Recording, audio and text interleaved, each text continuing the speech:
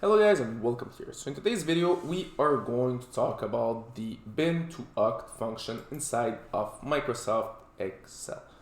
So this function will convert a binary number into an octal number, and the way it works is pretty simple. You would require a binary number that is zeros and ones, as you can see right here, and this is really the only argument that is inside of our function. So in order to write down the function, it's pretty simple. We are going to do it just right here. So we start out by writing down an equal sign.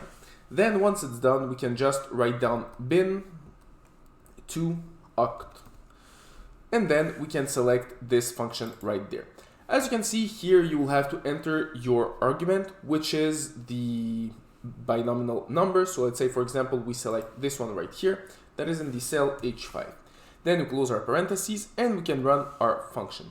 And just like that, you can see that this binomial number will give us this octal number right here.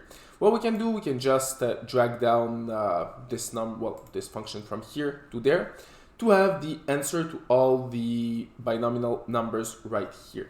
How can we be sure that the function works well? So let's, for example, take this binomial number and add another number that is not 1 or 0, for example 2.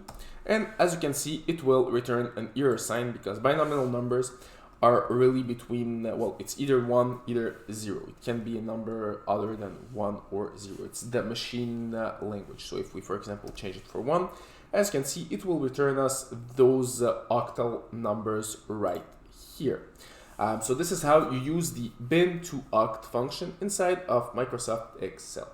So as always, if you liked this video, don't forget to leave a like, to subscribe, and see you in another of my videos.